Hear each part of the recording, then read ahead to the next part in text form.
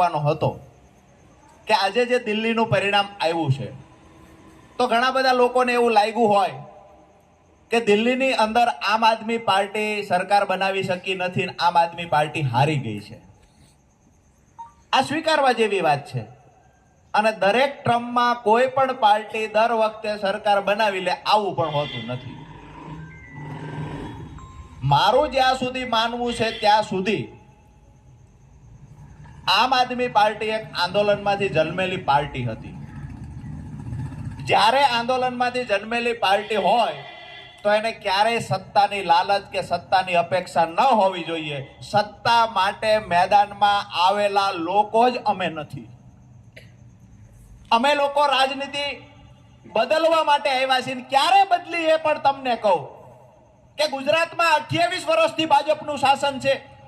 ગુજરાતની મહિલાઓ માટે એક પણ વખત ભાજપે 1 રૂપિયો મહિને આપવાની જાહેરાત કરી નથી. દિલ્હીની અંદર દર મહિને 2500 રૂપિયા આપવાની ભાજપે જાહેરાત કરીને એટલે અમે કહીએ છીએ કે અમે રાજનીતિ બદલવા માટે આવ્યા છીએ. મહિલાઓની મફત મુસાફરીની વાત કરીએ. જે તે સમયે ભાજપ કહેતું હતું કે આ મફતની રેવડી છે. આજે એની કોપી કરી અને દિલ્હીની અંદર મહિલાઓની વાત હોય તો પણ ભલે, મફત મુસાફરીની વાત હોય તો પણ ભલે, શિક્ષણ અને આરોગ્ય જે આમ આદમી પાર્ટીએ ડેવલપ કર્યું છે આપણે માનવું જ પડે. એટલે કોઈ પણ કહેતું હોય કે આમ આદમી પાર્ટીની સરકાર બની ન બની, XYZ દિલ્હીનો પ્રશ્ન છે.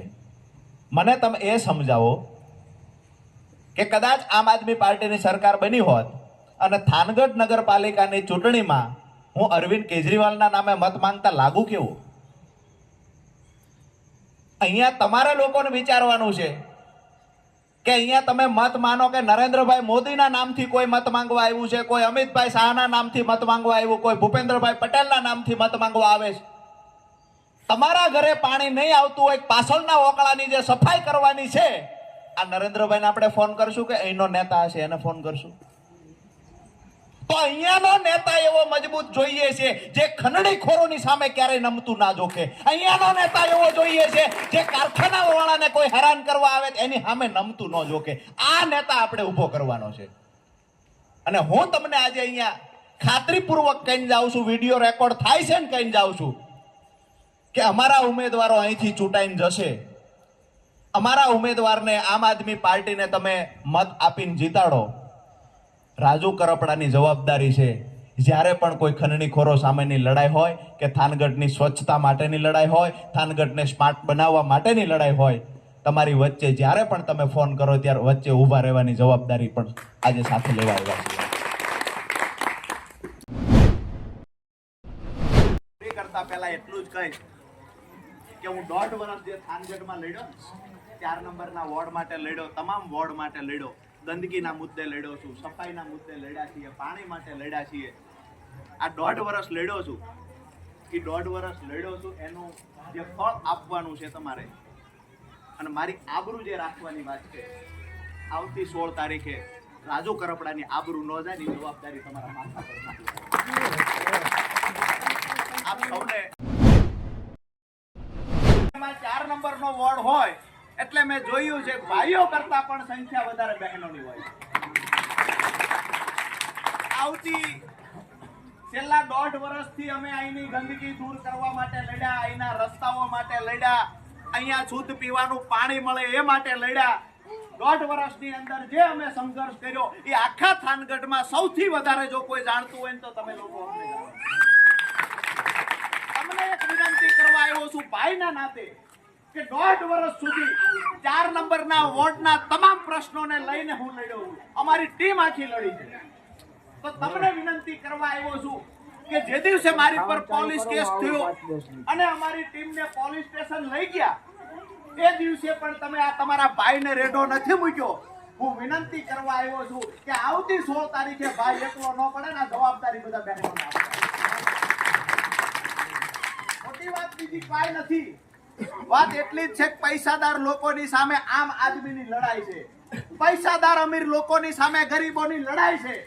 આજે અહીંયા મેં જોયું છેલ્લા 3 દિવસથી થાનગઢની અંદર MLA બોર્ડ લખેલી ગાડીઓ આટા મારે છે.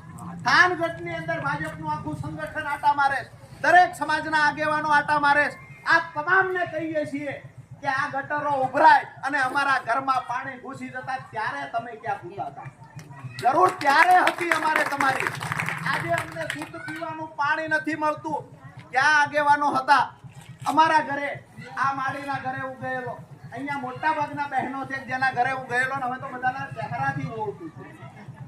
આપણા ઘરે ગંદકીનું પાણી, ગટરનું પાણી ઘરમાં ઘૂસી જતું હતું ત્યારે આ સમાજના આગેવાનો, ધારાસભ્યો, ભાજપના નેતાઓ ક્યાં હતા?